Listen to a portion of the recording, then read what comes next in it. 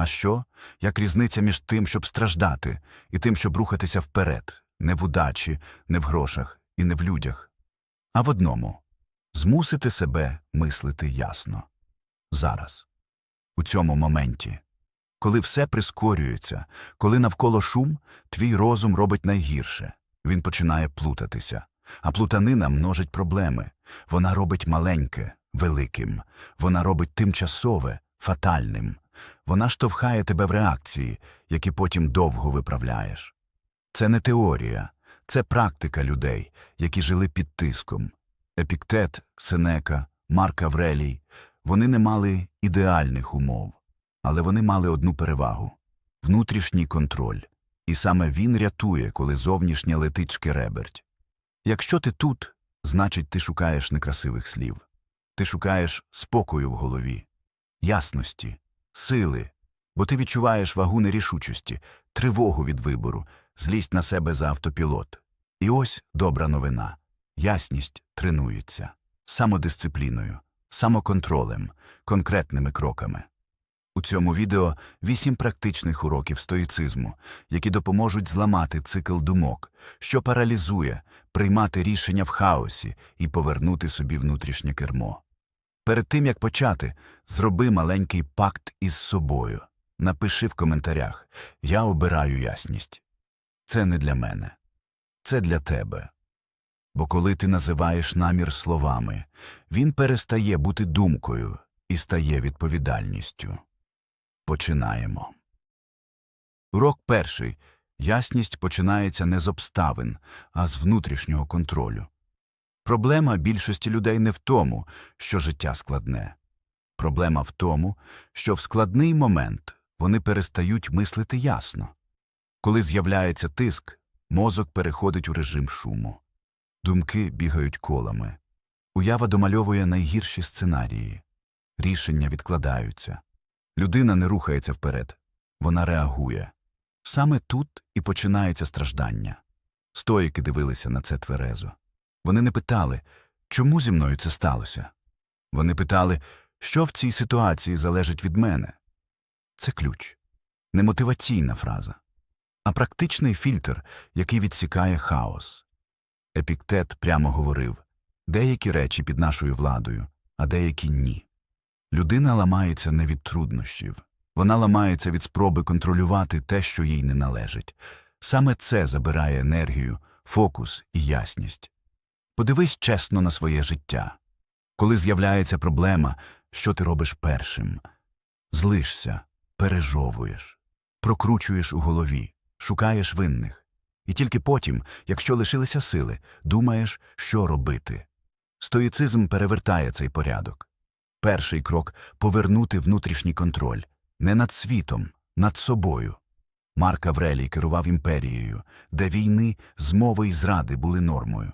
І все ж у своїх нотатках він знову і знову повертався до одного. Зовнішні події не мають прямого доступу до твоєї душі. Доступ даєш ти сам, через свої судження. Це означає просту, але жорстку річ. Твої емоції – не події, твої думки – не факти. Твоя реакція – це вибір. Поки ти цього не визнаєш, ясності не буде. Практика першого уроку проста, але неприємна для его. Коли щось іде не так, не питай, чому це відбувається. Запитай, яка частина цієї ситуації реально в моїх руках. Не вся. Не результат. Не інші люди, а конкретні речі. Моя реакція, мої слова, мій наступний крок, моє ставлення. Коли ти звужуєш фокус до цього, розум заспокоюється, хаос зменшується, з'являється опора. Ясність не приходить від того, що проблема зникла. Ясність приходить тоді, коли ти перестаєш воювати з реальністю і починаєш діяти там, де маєш владу. Запам'ятай головне з першого уроку. Ти не зобов'язаний контролювати все, щоб рухатися вперед. Тобі достатньо контролювати себе. Саме з цього починається справжній стоїцизм. Не з цитат, а з внутрішньої дисципліни мислення. Урок другий. Наведи порядок у думках. Або день керуватиме тобою. Зараз уважно. Проблема більшості людей не в дисципліні і не в мотивації. Проблема в тому, що їхній день керує ними, а не навпаки. Ось типова сцена. Ти прокидаєшся з планом. Береш телефон на хвилину. Одне повідомлення. Друге – новина. Коментар. І раптом минуло 20 хвилин. План зламався ще до початку, а всередині – роздратування і вина. Це не слабкість. Це хаос у мисленні, який запускає хаос у діях. Стоїки бачили це чітко. Без внутрішнього порядку ніяка сила волі не працює. Тому другий урок не про те, як робити більше. Він про те, як прибрати зайве з голови, щоб діяти точно. Епіктет говорив жорстко. Не кожна думка заслуговує на твою увагу. Думки виникають самі, але слухати їх усі – це вибір. Поки ти цього не усвідомив, твій розум, як кімната без дверей. Кожен шум заходить і залишається. Подивись чесно, скільки разів ти сьогодні думав про те, що не вирішуєш, прокручував сценарії, які нічого не змінюють, відкладав дію, бо ще не ясно – це не лінь. Це розпорошення уваги. Стоїцизм починає з простого принципу. Якщо ти не керуєш думками, вони керують твоїм днем. Марк Аврелій писав, що розум стає тим, чим він зайнятий більшість часу. Тривога – тривожне життя, ясність – зібране життя. Тепер практика, не філософія. Протокол – 1 хвилина ясності. Зупинись. Вибери одну проблему, яка зараз крутиться в голові, і задай собі 3 питання. Повільно. Перше – це факт чи моє припущення? Не мені здається, а що реально відомо. Друге – це допомагає мені діяти чи паралізує? Якщо паралізує – відкидаєш. Третє – це залежить від мене чи ні? Усе, що не проходить ці 3 фільтри – шум. Шум не обговорюється, він відсікається. Після цього залишається одна річ. Наступний правильний крок. Не ідеальний, не великий, а той, який ти можеш зробити зараз. Стоїки жили саме так. 1 крок. 1 дія. 1 фокус. Коли ти намагаєшся вирішити все, ти не тримаєш нічого. Коли тримаєш одне, з'являється завершеність. Ясність – це не ідеальний план. Це чітке розуміння, що я роблю далі. І щойно в голові з'являється порядок, дисципліна перестає бути насильством, вона стає наслідком. Ти дієш не тому, що змушуєш себе, а тому, що не заважаєш собі думками. Цей урок про внутрішнє прибирання. І коли воно зроблене, ми можемо перейти до наступного рівня. Бо навіть з ясною головою є те, що все ще краде твою силу.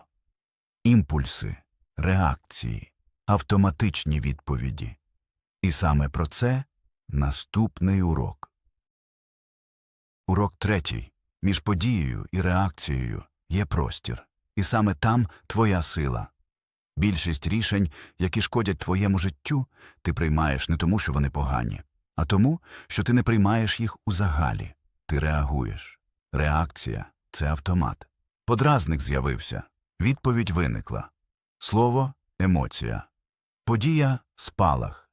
І лише після цього розум намагається все виправдати. Стоїки вважали це головною пасткою. Не обставини ламають людину.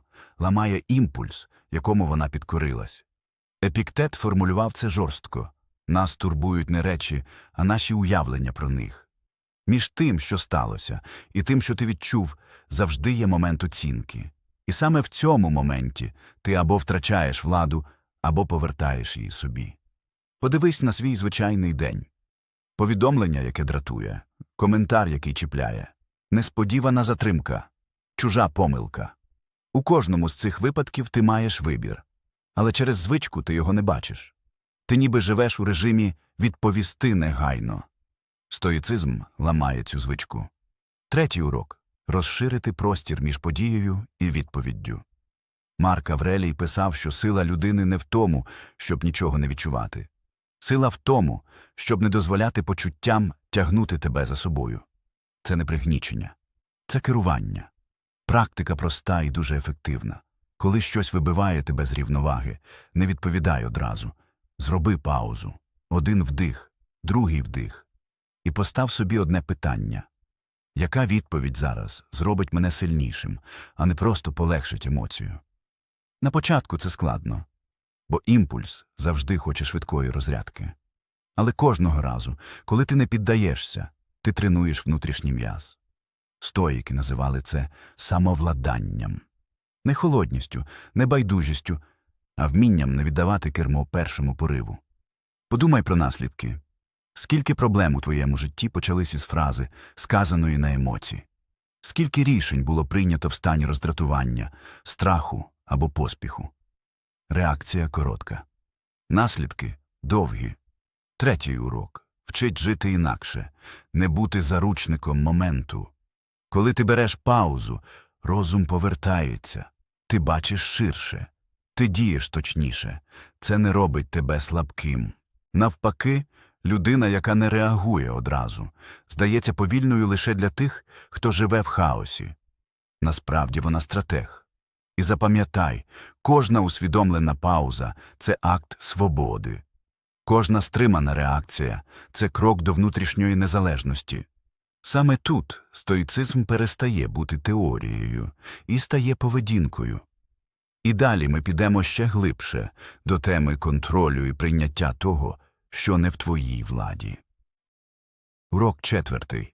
Припини боротися з тим, що не під твоїм контролем. Одна з головних причин внутрішнього виснаження – марна боротьба. Люди воюють із тим, що не можуть змінити, і дивуються, чому в них немає сил.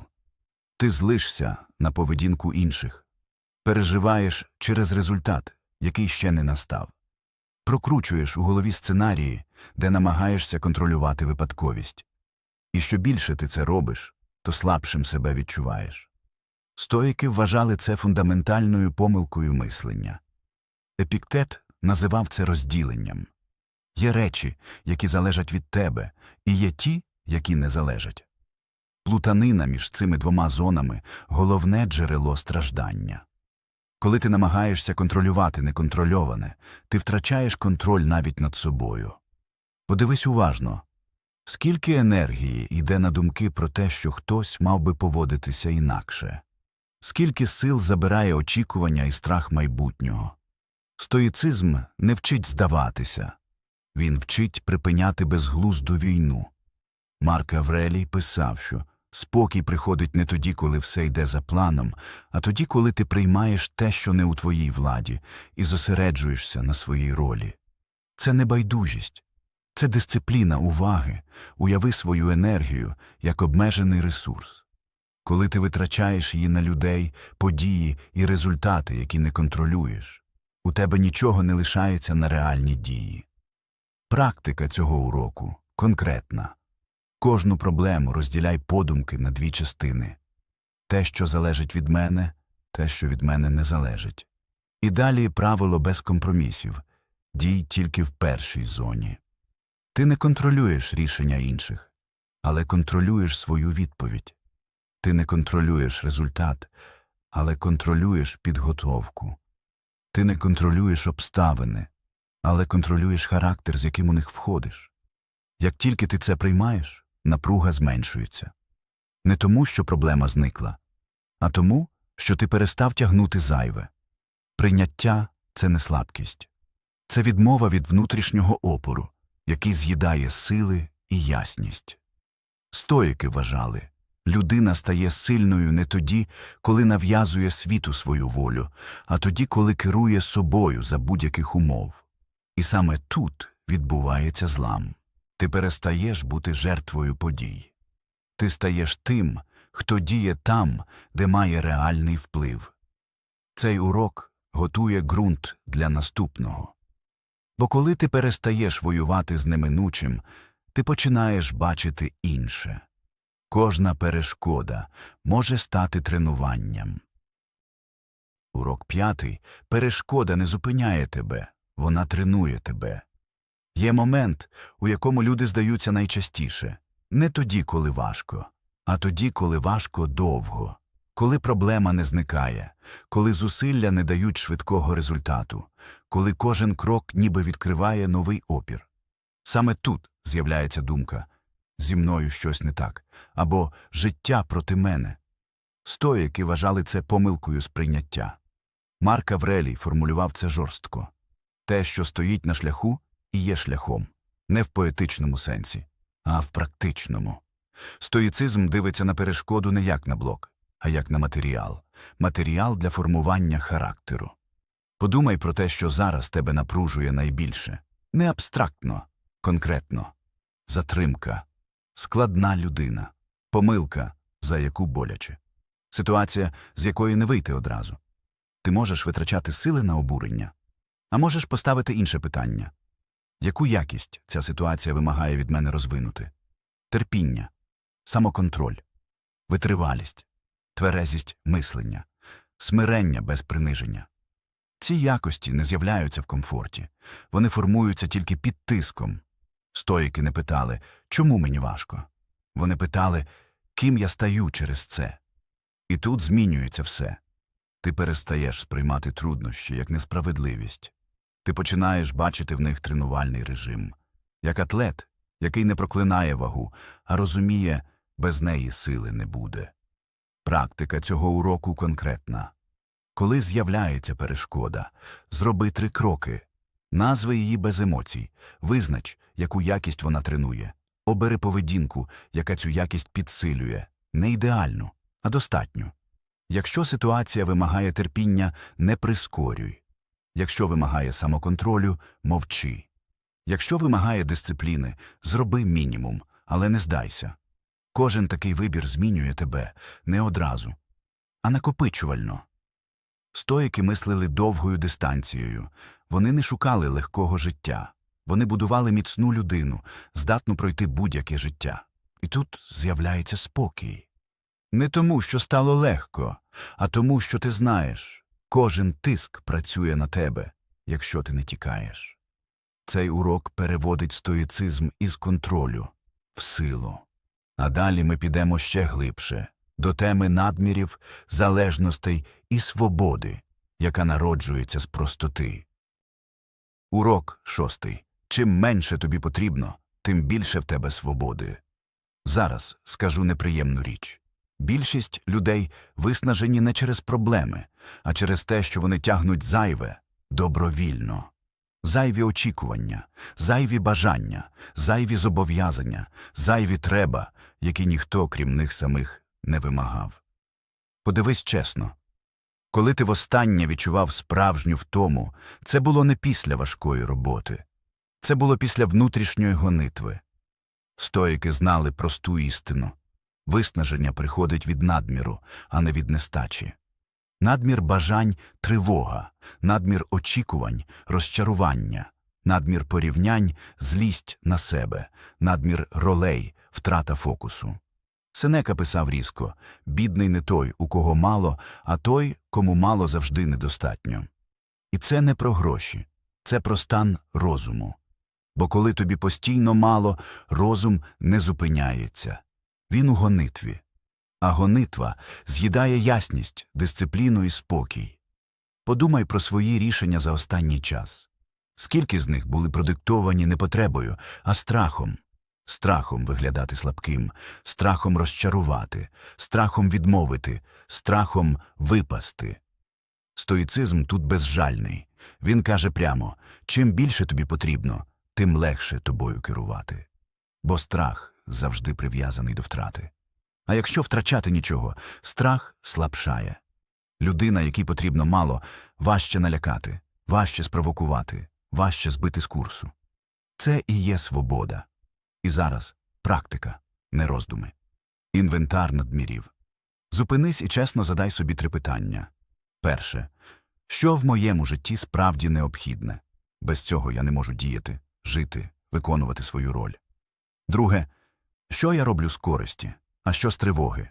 Тут буде багато неприємних відповідей. Третє.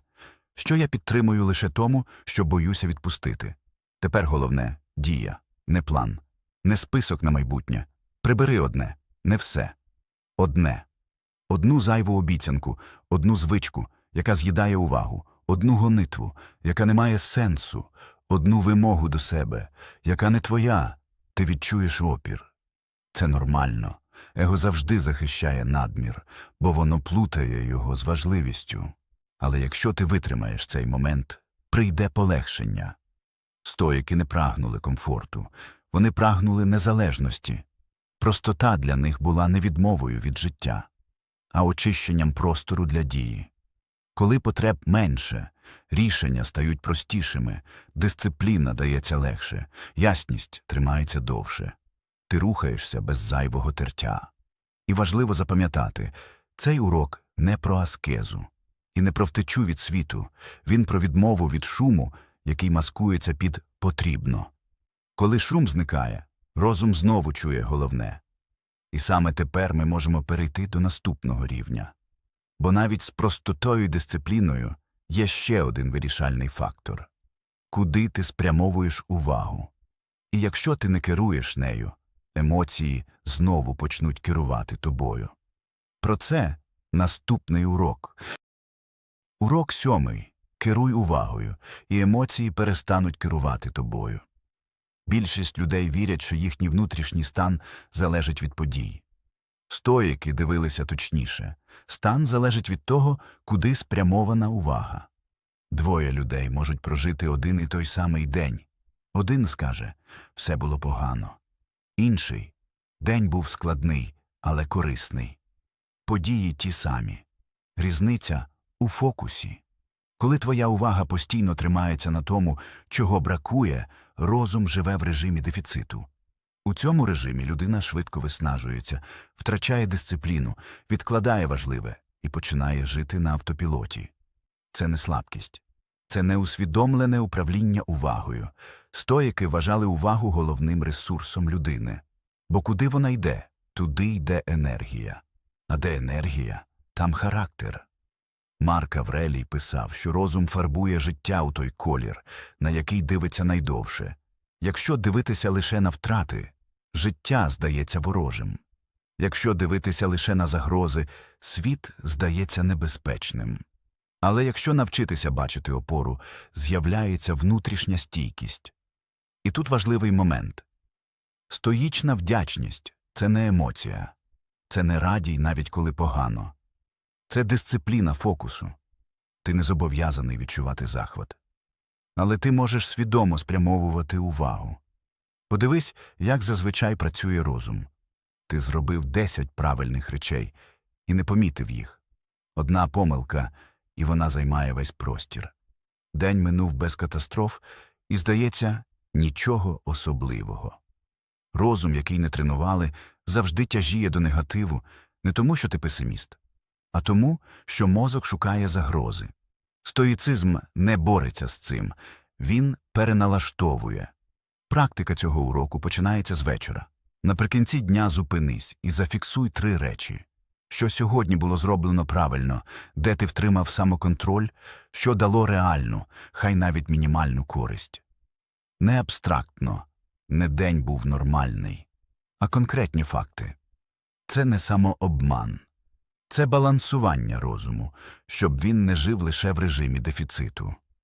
Ще одна практика для складних моментів. Коли щось іде не за планом, замість автоматичної скарги задай собі питання, що ця ситуація тренує в мені прямо зараз. Не завжди відповідь очевидна, але сам процес питання зупиняє емоційний зсув.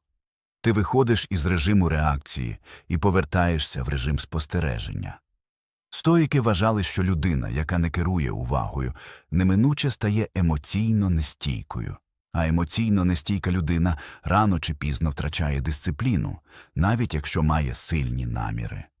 Коли ти тренуєш увагу регулярно, відбуваються тихі, але глибокі зміни. Зменшується хронічне роздратування, спадає внутрішній шум. Дії стають спокійнішими і точнішими. Ти більше не чекаєш, поки світ дасть тобі відчуття опори. Ти створюєш її сам, керуючи тим, що помічаєш і підкреслюєш. Цей урок майже завершує систему. Бо тепер у тебе є внутрішній контроль, порядок у мисленні, самовладання, прийняття, простота і керована увага. Залишається останній крок – зробити все це не набором технік, а способом життя. І саме про це Фінальний урок. Урок 8. Обери мудрість як спосіб життя, а не разове зусилля. Більшість людей хочуть змін, але живуть так, ніби зміни мають статися самі. Вони чекають моменту, кращого настрою, меншого тиску, більше сил. Стоїцизм тут говорить жорстко і чесно. Життя не стає легшим, коли ти чекаєш. Воно стає керованим, коли ти обираєш. Мудрість у стоїцизмі – це не знання і не розуміння ідей. Це звичка правильно діяти, навіть коли не хочеться. Особливо, коли не хочеться. Марк Аврелій не став стійким за один день. Він знову і знову повертав себе до дисципліни мислення. Сенека прямо писав: «Життя не змінюється від бажань, воно змінюється від щоденних практик». А Епіктет був безкомпромісний. Якщо ти знаєш, як правильно, але не робиш, ти ще не знаєш. І тут проходить межа. Між людиною, яка цікавиться філософією, і людиною, яка живе за принципами. Перша читає, друга діє. Перша надихається, друга змінюється. Фінальний урок – перестати сприймати стоїцизм як інструмент на складні періоди і зробити його стилем життя. А стиль життя – це невеликі рішення. Це маленькі, але регулярні вибори. Стоїки це добре розуміли. Вони не будували ідеальні дні. Вони будували стійкі правила. Кожен день – одне правило. Не список на сторінку, не 10 пунктів. Одне. Правило, яке ти не порушуєш. Для когось це – не скаржитись сьогодні, завершити одну справу до кінця, не реагувати на провокації, 10 хвилин тиші без телефону, чесно проаналізувати свої реакції ввечері. Неважливо, яке правило. Важливо, що ти дотримуєшся його, навіть коли ніхто не бачить. Саме повторення робить характер твердим. Не мотивація, не емоційний підйом, а послідовність. Стоїки мислили довгою дистанцією. Вони не питали, чи дасть це результат сьогодні. Вони питали, ким я стану, якщо робитиму це рік. І в цьому вся сила. Ти перестаєш залежати від настрою. Перестаєш чекати ідеальних умов, перестаєш жити реакціями. Ти дієш, бо це твій спосіб бути. Мудрість у стоїцизмі – це компас. Вона не несе тебе на руках. Вона орієнтує, коли шумно, темно і важко. Коли ти живеш за нею, рішення стають простішими, сумніви – коротшими, страх – тихішим, внутрішня опора – стабільнішою. Ти більше не граєш роль жертви обставин, ти стаєш автором своїх відповідей. І тепер важлива фінальна фіксація. Стоїцизм не обіцяє легкого життя. Він не гарантує комфорту, він не захищає від втрат. Але він гарантує інше – ти витримаєш будь-яке життя, якщо керуєш собою. Якщо ти уважно пройшов ці 8 уроків, значить зміни вже почалися. Не гучно, не показово, а всередині. Залишився один крок – закріпити намір. Напиши в коментарях фразу «Я обираю ясність і дисципліну». Не як красиві слова, а як контракти з собою. І пам'ятай головне – сила не в тому, щоб контролювати світ. Сила в тому, щоб керувати собою щодня. Це і є стоїцизм у дії.